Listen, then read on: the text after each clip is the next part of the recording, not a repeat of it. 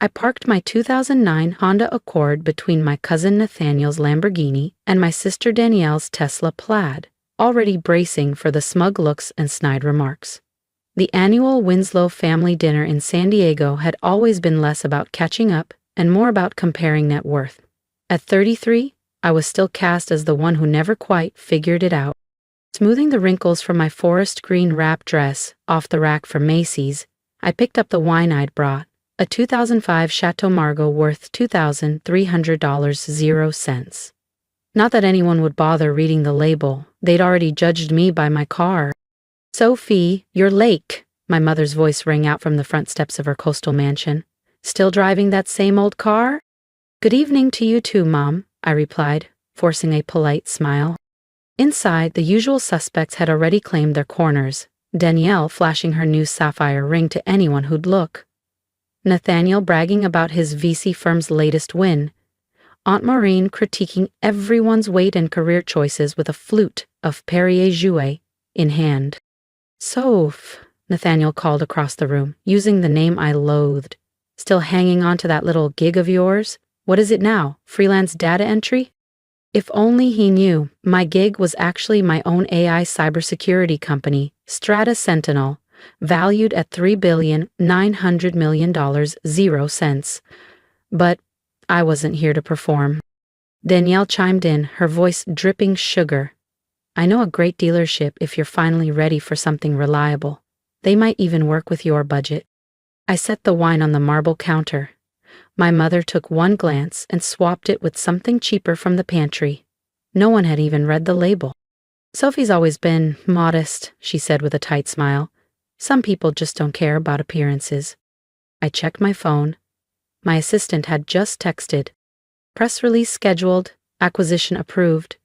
You now own controlling interest in West Secure, the same firm Nathaniel was about to pitch to Monday morning. Oh, did you hear? Danielle's been promoted to Executive Associate Director," my father said proudly, "and Nathaniel's fund just hit $75 million, 0 cents in new capital."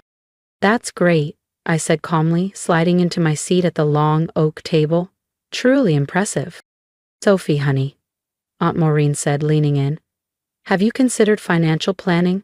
You're not getting any younger." I smiled. "Oh, don't worry," I said. "Monday's going to be very enlightening." I suppressed a smile, thinking about the board meeting I'd led that morning. We'd just closed a $3,100,000,000 0 cents acquisition, our biggest yet, bringing our largest rival under the Stratus Sentinel umbrella. I negotiated every term while my family still believed I was troubleshooting someone else's software bugs at a small startup. "Thanks, Maureen," I replied, nodding politely. "I'll keep that in mind." Dinner unfolded as predictably as ever. Danielle recounted her well-deserved trip to Bora Bora, complete with drone footage and spa details.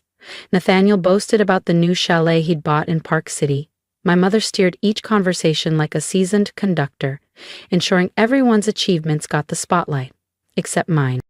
"Sophie's doing her best," she offered when someone finally asked what I was up to. "She's always taken the road less traveled." Different. That's how they described me. Because I chose to build something from the ground up, instead of climbing someone else's corporate ladder. Because I'd rather reinvest in people and innovation than in handbags and horsepower. "At least tell us you're seeing someone with potential," Aunt Maureen nudged. "You're not getting younger, sweetheart." I thought of Daniel, the quietly brilliant systems architect I'd been dating, who co-founded 3 blockchain companies and was worth over $200 million, 0 cents. But we liked our privacy. "Just focus on work for now," I answered evenly. Danielle snorted. "Of course you are, and what's the name of this mysterious company again?" "Stratus Sentinel," I said calmly. "Never heard of it," Nathaniel said dismissively. "Sounds like one of those AI startups that vanish overnight." I glanced down at my phone. A push notification confirmed we'd just been featured on Bloomberg again. Headline: Stratus Sentinel reshapes cybersecurity market with bold acquisition. Danielle leaned in theatrically. "Anyway, guess who just got into the Goldman Sachs elite vehicle program? I'm choosing between a Bentley or a Maserati." Definitely the Bentley, Emma chimed in. Then, with mock concern, Danielle added, Sophie, why the Honda? Did you need help with financing? I let them laugh. Let them believe I couldn't do better, rather than realize I chose not to flaunt it. It's reliable, I said simply. Oh, honey, my mother sighed. You know your father and I could help you put something down on a proper car. I sipped my wine, thinking of my Malibu beach house. I'm fine, Mother. And I was, more than fine. Are you, though? Danielle pressed, her voice sticky sweet with mock concern. I mean, look at your outfit, your car, your whole situation. Don't you want more out of life? I thought of Stratus Sentinel's current market cap, of the 3,400 employees whose livelihoods depended on me, of the innovations we were building that would shape the next decade of cybersecurity. I'm content with my choices, I said. Nathaniel snorted into his Bordeaux. Content with mediocrity, that tracks. That's when my phone buzzed on the table beside me. I glanced at the screen. Angela, my executive assistant. She knew not to call unless it was urgent. Excuse me, I said, rising from my seat. My mother's lips pursed. Sophie, it's rude to take calls during dinner. I ignored her and stepped out onto the patio, where the ocean breeze felt like relief. Angela, what's wrong? Sorry to interrupt, Miss Winslow, she said quickly. There's a delay with the maintenance team in Dubai. They need your authorization before they proceed with the upgrades on the jet for your Singapore trip next week. I glanced through the French doors. Danielle was already whispering to Emma. A jet? Must be some delivery service her company uses. They had no idea the Gulfstream G650 was mine. Go ahead with the upgrades, I said clearly, letting my voice carry, and confirm the pilot files the Tokyo stopover for the investor meeting. The room inside fell silent. Even Nathaniel looked confused. One more thing, Angela added. Mr. Chin wanted to confirm your remarks for tomorrow's press conference about the MaxTech acquisition. Yes, I said. Tell PR I'll be reviewing the $3,100 million 0 cents announcement statement tonight. A sharp crack echoed from the dining room. Danielle had dropped her wine glass, deep red spreading like an accusation across her cream silk blouse. And Forbes is requesting your updated net worth, Angela continued. Should I send them the current estimate or wait until after the acquisition's public? Let's wait, I said. The stock bump should be interesting. I ended the call and walked back in. No one said a word. My father stared. Emma frantically typed on her phone, probably Googling Stratus Sentinel. Sophie, my father asked slowly, what was that about a jet? I took a sip of wine, savoring the silence. Oh, didn't I mention? I smiled. I'll need to cut dinner short. If you've ever dreamed of the moment they finally see your worth, don't miss what happens next. Tap subscribe so you're here when Sophie makes her next move, and the power shift becomes impossible to ignore. I have a flight to catch. The silence in the dining room could have shattered the chandelier above us. Danielle was the first to react, her wine-soaked designer dress forgotten in an instant. You're lying, she snapped, voice rising. This is a joke, right? I unlocked my phone and pulled up the Bloomberg app. Stratus Sentinel, market cap $4,200 million 0 cents. CEO, Sophie Winslow. I slid the phone across the table. Feel free to fact-check. Nathaniel's hands trembled as he picked it up. This can't be real. You drive a Honda. Because I choose to, I said simply. Some of us don't need a Bentley to validate our self-worth. Emma was still frantically scrolling her phone. Oh my God, she breathed. She's not lying. She's been on CNBC, Forbes 40 Under 40. There's an entire feature on her in Wired. My mother had gone pale. But why didn't you tell us, she whispered. All these years? I met her eyes. Would it have mattered? You never asked what I actually did. You were too busy praising Danielle's entry-level promotion and Nathaniel's boutique fund. Boutique? Nathaniel sputtered. I manage $75 million 0 cents. I let out a soft laugh. Adorable. I approved over $100 million 0 cents in R&D spend last quarter alone. My father cleared his throat, suddenly interested. Sophie, Maybe we can talk investments, now that we know what you've built. No. I didn't raise my voice, but the firmness stopped him cold. I'm not your princess anymore. That title disappeared the day you said I embarrassed the family for not joining Goldman Sachs. Danielle looked away, remembering that moment. She'd smiled as our father lectured me on how I was ruining the Winslow reputation. But families help each other, my mother said weakly. That's what we do. Do we? I asked. When you helped Danielle finance her Tesla, you told me to take budgeting classes. When you gave Nathaniel seed money, you called my business pitch a fantasy. Aunt Maureen, never one to miss an opportunity, leaned forward. Darling, now that we do know, you must join the country club. It's simply expected. I'll sponsor you myself, Aunt Maureen offered quickly. The same country club that rejected my application last year because I drove a Honda? I smiled, cool and unbothered. I bought it last month. Another wine glass clinked against the table. Hard. This time, it was Nathaniel's. My phone buzzed again. It was Daniel.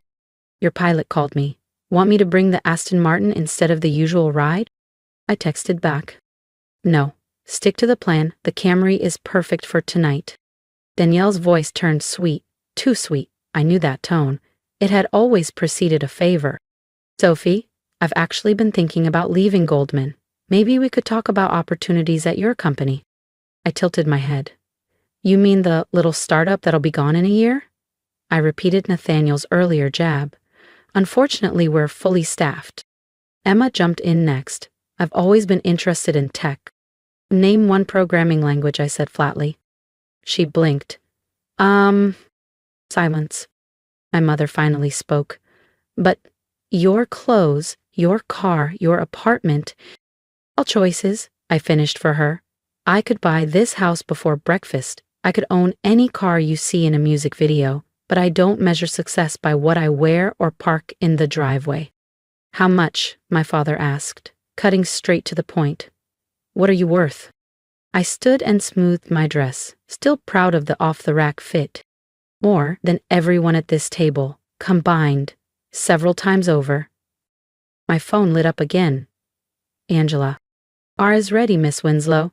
Singapore board is standing by. Thank you, Angela, I replied. Tell them I'm on my way. I turned to the stunned faces surrounding me. This has been illuminating, but I have a company to run. Wait, Danielle called out. You can't just drop this on us and leave.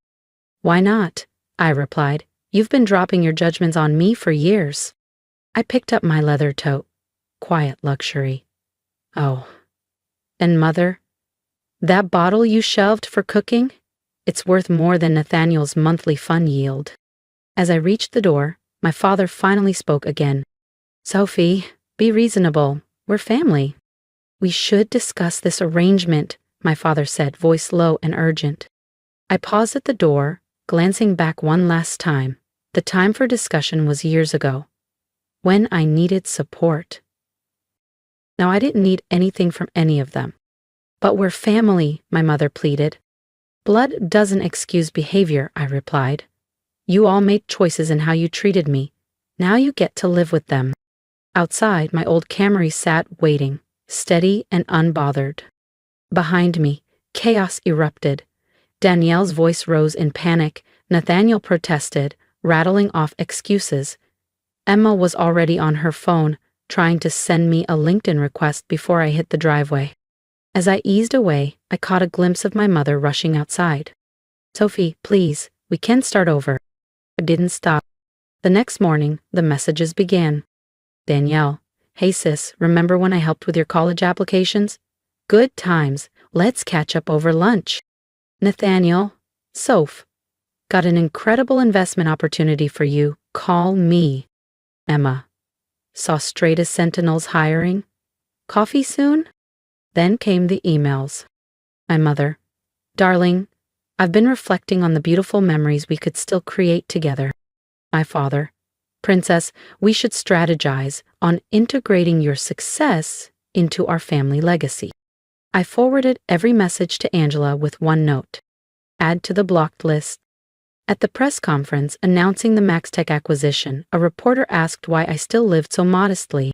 Success isn't about what you wear, I told her. It's about what you build.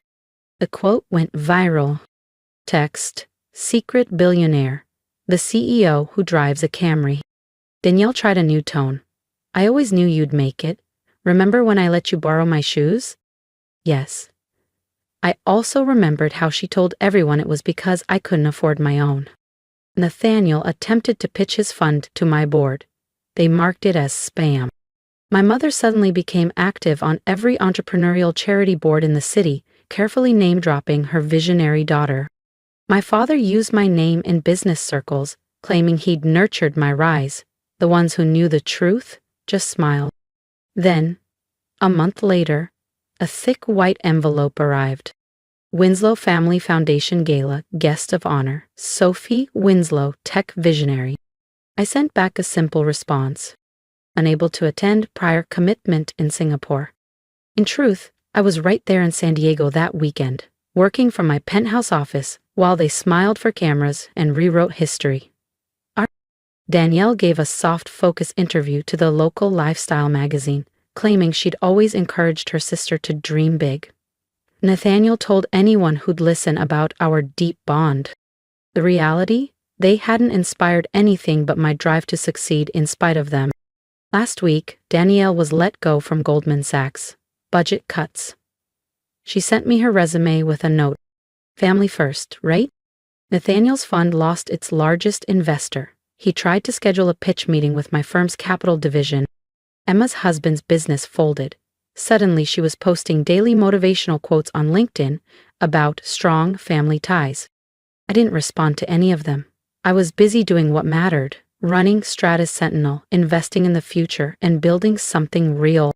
My Camry still sits between luxury cars in the company lot. It's become something of a legend here. A quiet symbol, a statement. Success without showmanship. Yesterday, I passed by two junior developers chatting by the coffee bar. Is it true the CEO's a billionaire who drives a Toyota? Yeah, one replied, and she wears Target and lives in a normal building. Why? Because she doesn't need to prove anything. They understood. My family never will. This morning, another dinner invitation arrived from my mother. Her note included a line about finally learning to store wine properly. I boxed up the same bottle she once shelved for cooking. A $2,000 0-cent Chateau Lafite Rothschild, and sent it back with a card. For your cooking shelf, I hear it adds excellent flavor to rejection letters. Because sometimes success isn't proving them wrong. It's proving yourself right. And the best revenge? Letting them witness it. From a distance they'll never be invited to cross. As for me, I'm taking the Camry to the board meeting. We're finalizing a $5 billion 0-cents expansion. I might send them a press release. After all, that's how they've always preferred to hear about my life. If you've ever been underestimated, overlooked, or told your dreams were unrealistic, I hope my story speaks to you. I'd love to hear your thoughts. Leave a comment below and let me know what part hit home for you. Your voice matters here. And if you're quietly building something of your own, keep going. You don't need applause to prove your worth, just purpose. Subscribe to join me on this journey where success doesn't scream, it simply shows up. Because sometimes, the best revenge is not shouting back, it's rising quietly until the whole world can't help but listen.